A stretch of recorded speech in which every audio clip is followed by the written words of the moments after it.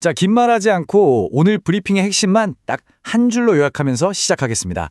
저렴한 새 플라스틱, 즉 신재 플라스틱의 시대는 완전히 끝났고 이제는 화학적 재활용 기술을 지배하는 기업만이 살아남는다.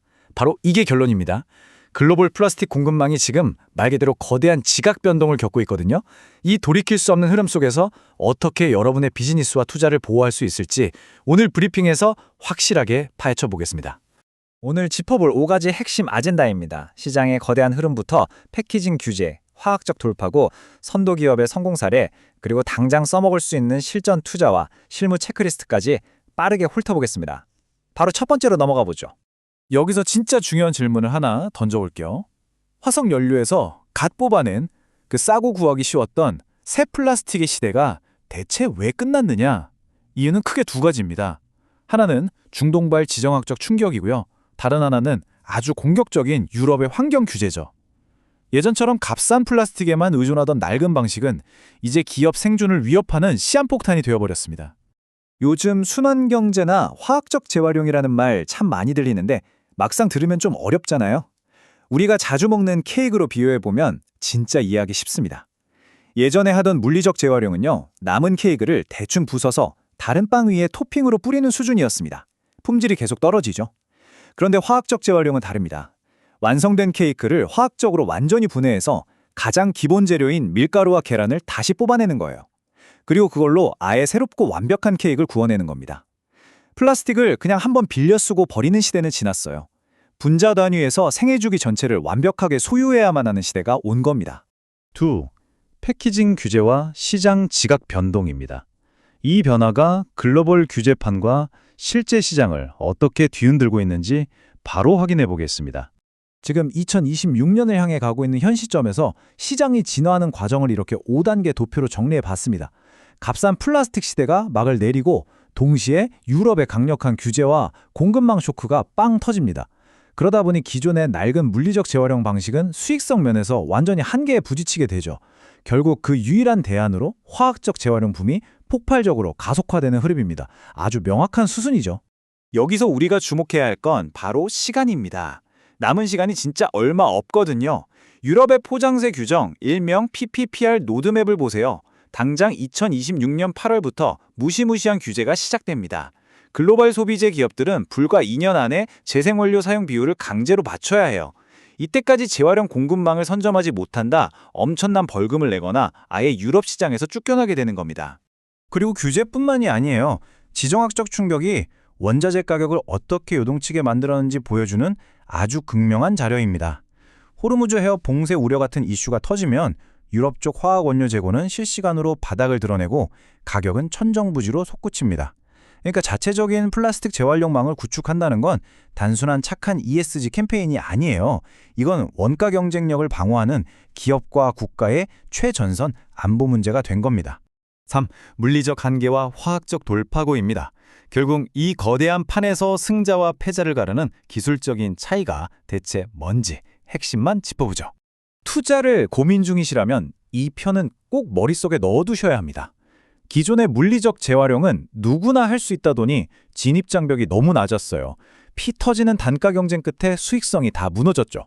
반면에 분자 단위로 분해하는 화학적 재활용은 어떨까요? 막대한 자본과 고도화된 기술이 필요해서 초기 진입장벽이 어마어마하게 높습니다. 그런데 이 상용화의 벽만 딱 넘어서면 새 플라스틱이랑 똑같은 최고급 품질의 재생원료를 무한대로 뽑아낼 수 있습니다. 장기적으로 볼 때 압도적인 마진을 보장하는 그야말로 황금알을 낳는 거위가 되는 거죠. 30%. 네, 이 숫자가 의미하는 파급력은 상상 그 이상입니다. 유럽이 2030년까지 모든 페트 포장재의 최소 30%를 반드시 재활용 원료로 쓰라고 법으로 못 박았거든요. 아시다시피 기존의 질 낮은 물리적 재활용품으로는 화장품이나 식품용기 같은 까다로운 위생 기준을 절대 못 맞춥니다. 결과적으로 어떻게 될까요? 글로벌 브랜드들은 비싼 프리미엄을 주고서라도 최고 품질의 화학적 재활용 플라스틱을 확보하기 위해 줄을 서서 기다리게 될 겁니다. 자, 시장 선도기업 성공 사례입니다. 자, 그렇다면 이 어마어마한 기술적 장벽을 뚫고 벌써부터 경제적 성과를 내고 있는 선도기업들은 어디일까요?